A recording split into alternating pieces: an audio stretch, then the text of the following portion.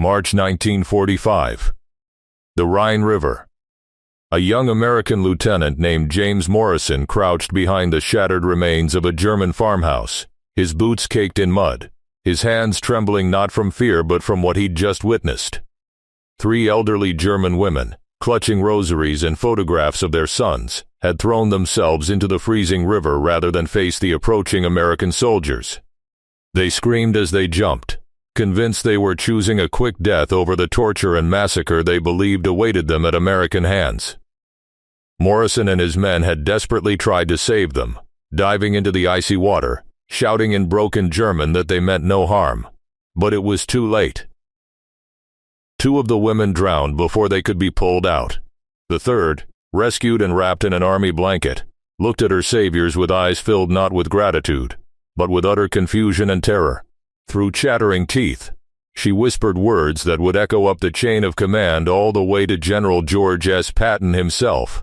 But they told us you would cut off our hands, that you would burn our children, that American soldiers were monsters who showed no mercy.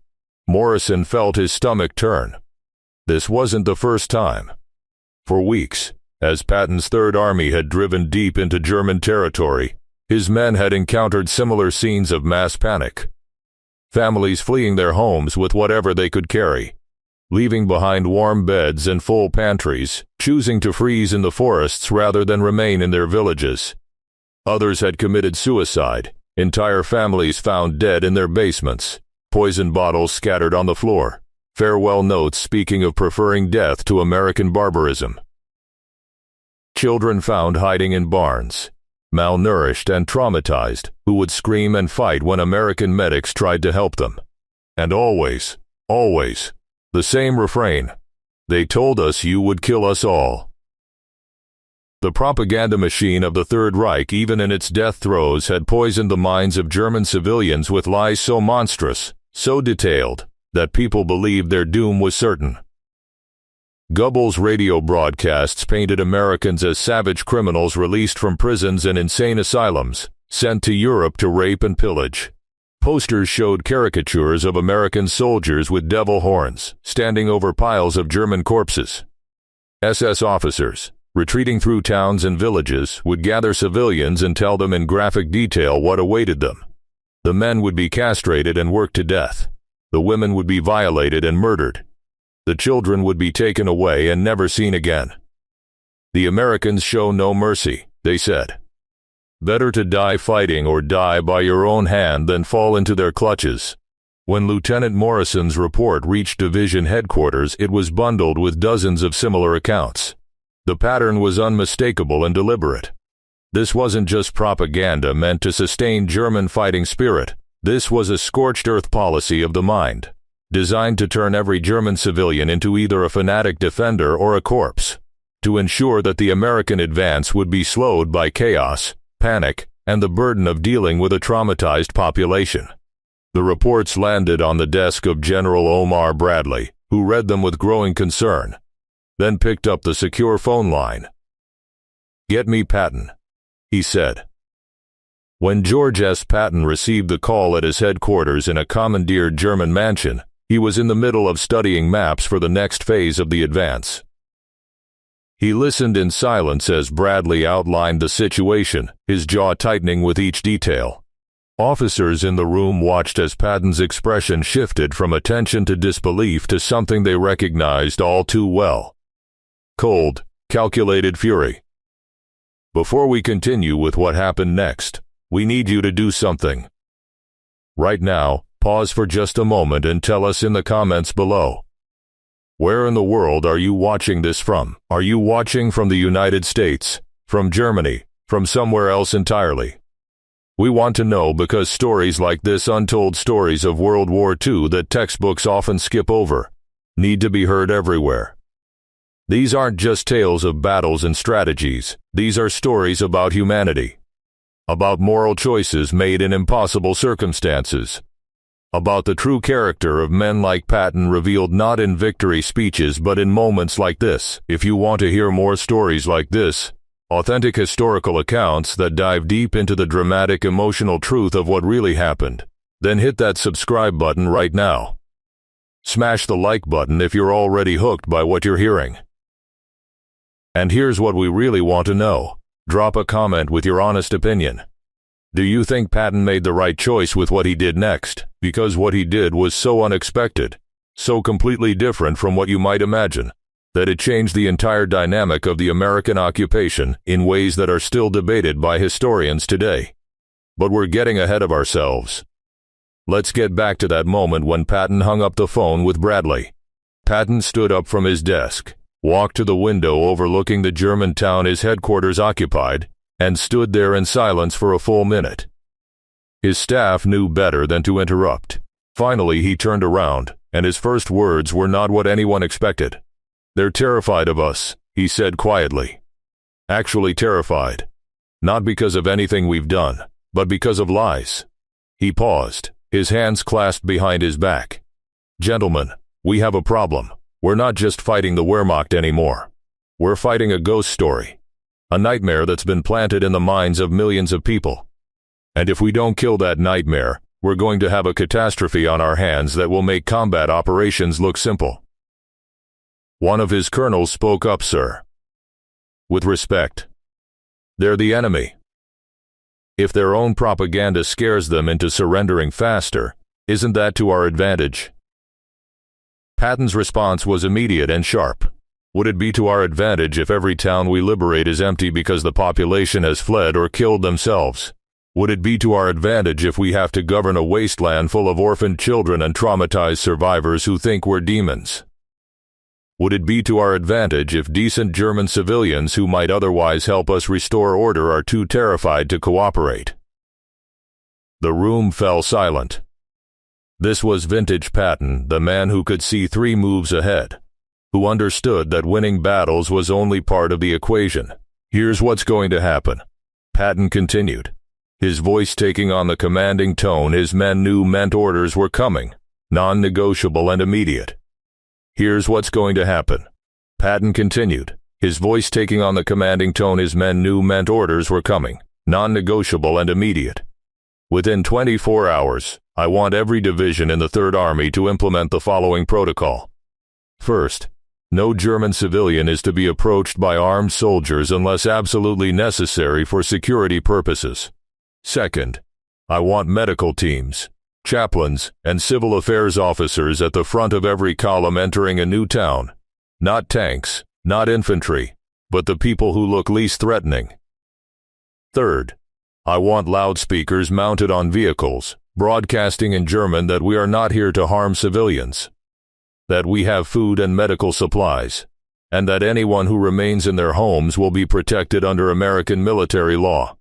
He walked back to his desk and pulled out a piece of paper, writing as he spoke. "Fourth, and this is critical, I want every instance of German civilian kindness or cooperation photographed and documented. Every time our medics treat a German child, every time we share rations, every time we protect German civilians from harm, I want it recorded. We're going to counter their propaganda with the truth, and we're going to do it so thoroughly that even Goebbels himself couldn't deny it." The officers exchanged glances.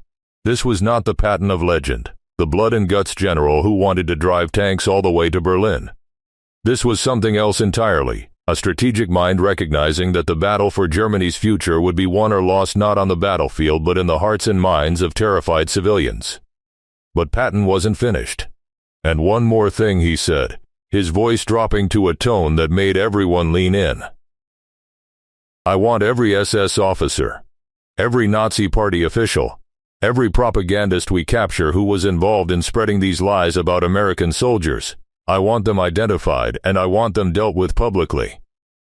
Not executed, not martyred, but humiliated and exposed." He looked around the room. "These bastards told German mothers that we would murder their babies. They told young girls that American soldiers were rapists and savages. They created this terror deliberately, not to defend Germany but to create chaos that would cover their own retreat and maybe, just maybe, create conditions so horrible that we'd negotiate instead of occupying. Well, I've got news for them. We're going to do exactly the opposite of what they predicted, and we're going to make damn sure every German civilian knows who the real monsters were." Within hours, Patton's orders rippled through Third Army with the speed and efficiency that had made it the fastest-moving Allied force in Europe. But Patton didn't stop with just issuing orders. He knew that in the military, what the commander does speaks louder than what he says. So he did something that shocked his own staff. He personally went to the front lines, to the small German towns his army was entering. Not in a command vehicle surrounded by tanks, but in a jeep with a single aide and a German-speaking civil affairs officer. The first town he visited was Wiesbaden, a city that had been bombed heavily but still had a population of terrified civilians hiding in cellars and ruins. Patton walked into the town square, where American soldiers had set up an aid station. Civilians were peeking from behind curtains, watching from a distance, ready to flee at any moment. Patton approached the American medical captain in charge. "How many German civilians have you treated?" he asked. The captain, surprised to see the general himself standing there, stammered out a response. Maybe a dozen, sir. Mostly children with malnutrition and elderly with various ailments. They're terrified, sir. They won't come near us unless they're desperate." Patton nodded. "Show me the children." What happened next became one of those moments that soldiers present would talk about for the rest of their lives. Patton, the three-star general, the man whose very name struck fear into German commanders, sat down on a pile of rubble next to a small German girl, maybe 7 years old, who was being treated for an infected wound on her leg. The girl's mother stood nearby, trembling, convinced this high-ranking American officer had come to take her daughter away. Through the interpreter, Patton spoke to the child. "What's your name, sweetheart?" he asked, his voice gentle in a way his own soldiers rarely heard. The girl, wide-eyed and scared, whispered, "Greta." Patton reached into his pocket and pulled out a chocolate bar, part of his own rations, and held it out to her. "Greta, do I look like a monster to you?" The child stared at the chocolate, then at Patton's face, then back at the chocolate. Slowly, very slowly, she shook her head. "Do you think I want to hurt you or your mother?" Another shake of the head, more confident this time. "That's right," Patton said, placing the chocolate in her small hand. "The people who told your mother that Americans were bad people, they were lying. They lied because they were losing the war and they wanted everyone to be as scared and angry as they were. But we're not here to hurt you. We're here to make sure you and your mother have food, medicine, and safety. Do you understand?" The girl nodded, clutching the chocolate bar. Then she did something unexpected. She reached out and touched one of the stars on Patton's helmet, her fingers tracing the shape with innocent curiosity. Patton smiled, a genuine smile that transformed his usually stern face. "That's right, Greta. Even generals are just people." He stood up and turned to the mother, who was openly crying now. Through the interpreter he said, "Madam, I give you my word as an officer and a father. No one under my command will harm you or your daughter. You are under the protection of the United States Army. Anyone who tells you otherwise is lying."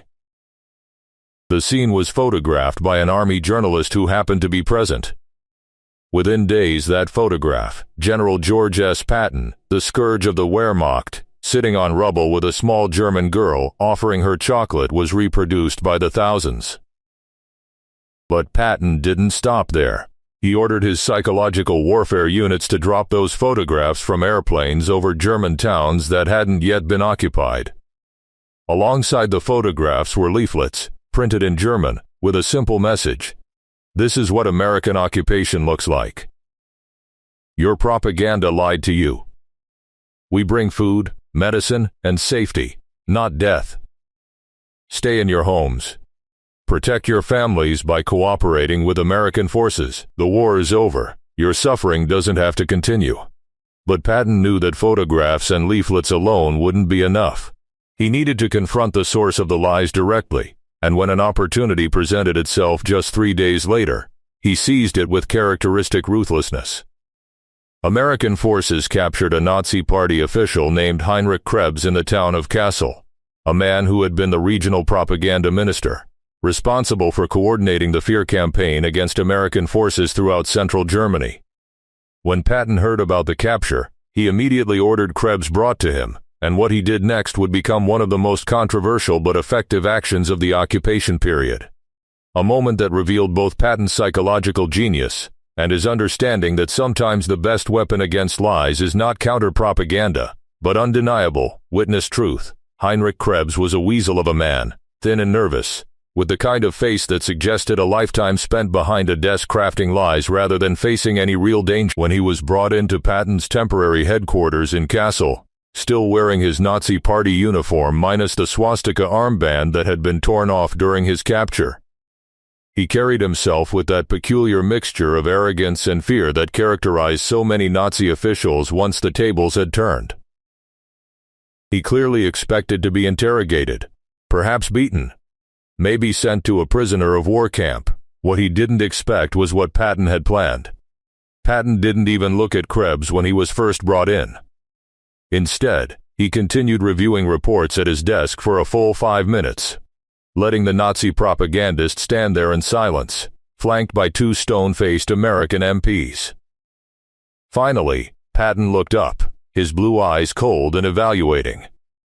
"Heinrich Krebs," he said, pronouncing the name with deliberate care. "Propaganda minister for the Kassel region. Responsible for, among other things, broadcasting radio messages telling German civilians that American soldiers were cannibals who ate German children.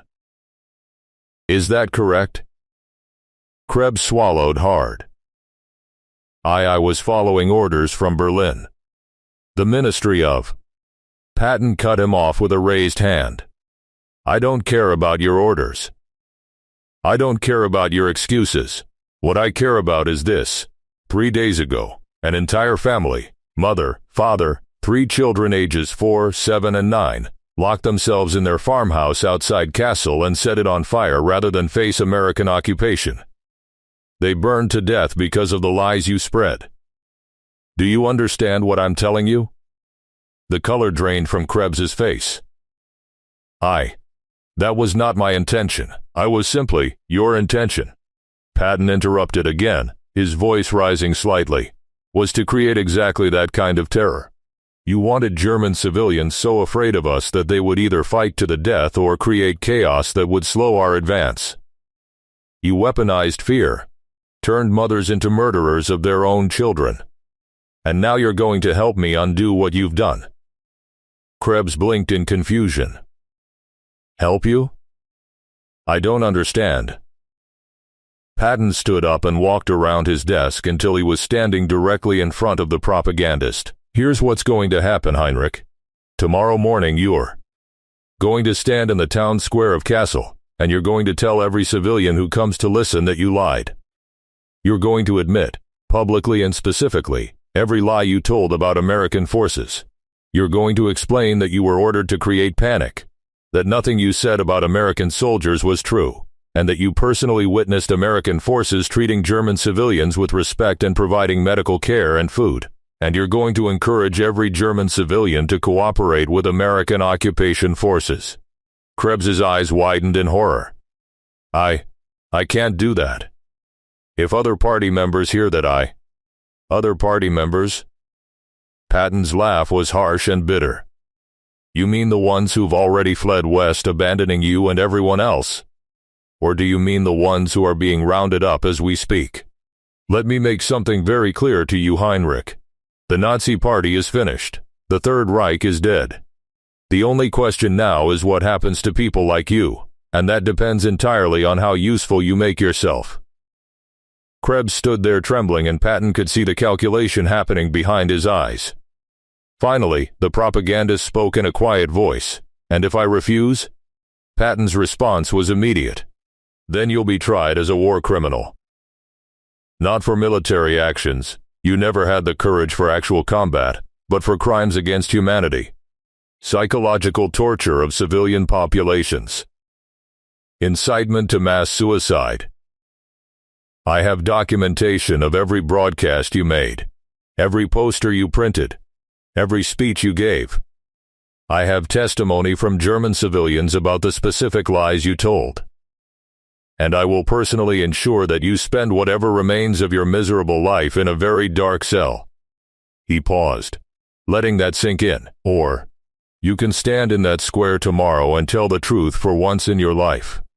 And maybe, you'll be treated as a cooperative witness instead of a war criminal." The choice, of course, was no choice at all. Krebs agreed. And the next morning, in the central square of Kassel, something extraordinary happened. American soldiers had set up loudspeakers and spread the word through the town that there would be an important announcement. Civilians emerged cautiously from their homes, still frightened but desperately curious. They gathered in small clusters, keeping their distance from the American soldiers who lined the square, ready to flee at the first sign of danger. Then Heinrich Krebs was brought forward, and a ripple of recognition went through the crowd. They knew him.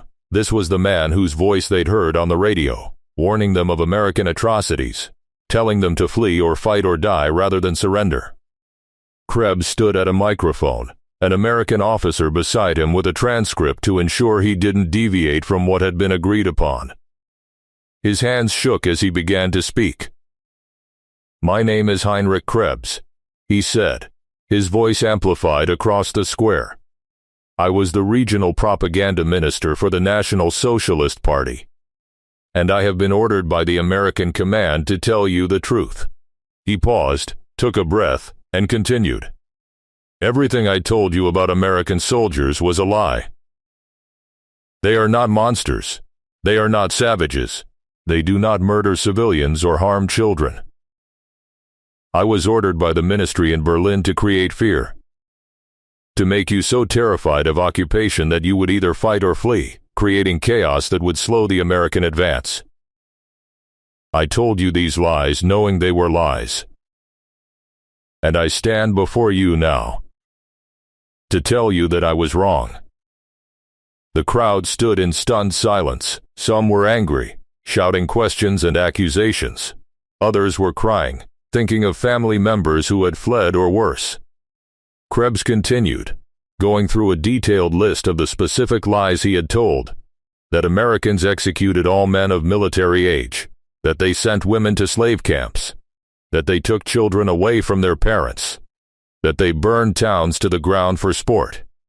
Each lie was methodically debunked, with Krebs forced to admit that he had no evidence for any of it, that it had all been fabricated.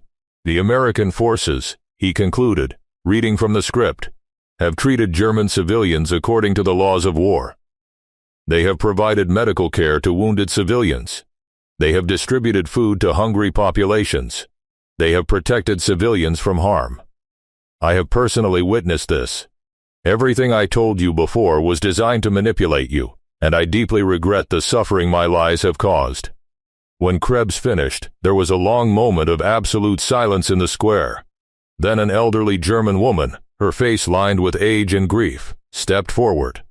"My son killed himself because of what you said," she spoke clearly, her voice carrying across the square. "He was a good boy, not a soldier, just a baker. But he heard your broadcasts, and he was so afraid of what the Americans would do to him that he hanged himself in our cellar. I found him there." She looked at Krebs with such pain and rage that the Nazi propagandist actually stepped backward. "You did that, not the Americans. You." Other voices joined hers, a chorus of anger and grief from people who had lost family members to suicide, who had fled their homes unnecessarily, who had lived in terror because of lies. Patton, watching from a distance, had instructed his soldiers not to intervene unless there was physical violence. He wanted the German civilians to confront their own propagandist, to see with their own eyes that the Nazi Party had victimized them just as surely as it had victimized the people they conquered. But Patton also knew that words and public confessions, powerful as they were, still weren't enough. He needed to demonstrate, consistently and undeniably, that American forces were fundamentally different from what the propaganda had claimed. And so he implemented what became known among Third Army soldiers as Patton's civilian protocol, a set of strict rules that every soldier under his command was required to follow. Rules that were enforced with the same iron discipline Patton applied to military operations. Any soldier caught looting from German civilians would face immediate court-martial. Any soldier who harmed a civilian without direct military necessity would be stripped of rank and imprisoned. Any soldier who showed disrespect to civilian suffering, mocking refugees, ignoring pleas for medical help, refusing to share basic rations with starving children, would be disciplined publicly. But Patton also incentivized positive behavior. Soldiers who went out of their way to help civilians, who used their own rations to feed hungry families, who protected German civilians from Soviet or French forces that were often far less disciplined. These soldiers were commended, sometimes even promoted. The message was clear. The American army would be judged by how it treated the defeated. And Patton would accept nothing less than honorable conduct. The results were remarkable and swift. Within 2 weeks of implementing these policies, Third Army civil affairs officers began reporting a dramatic change in German civilian behavior. Refugees who had fled were returning to their homes. Civilians were approaching American soldiers to ask for help, rather than fleeing in terror. Local German officials, who had been in hiding, emerged to offer cooperation in restoring order and essential services.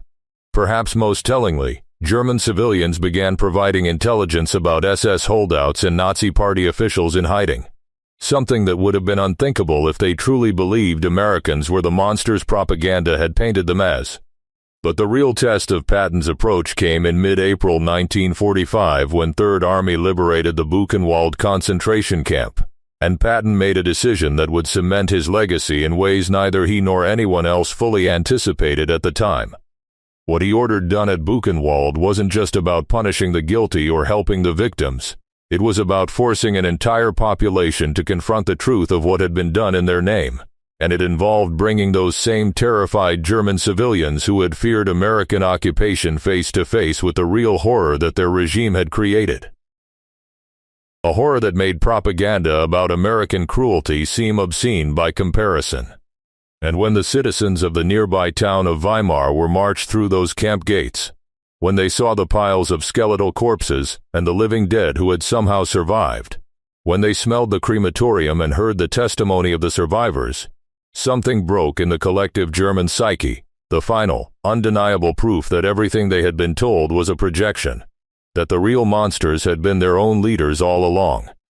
Patton stood at the gates of Buchenwald and watched as German civilians, the same people who had feared American soldiers as barbarians, vomited, wept and collapsed at the sight of what their own country had done.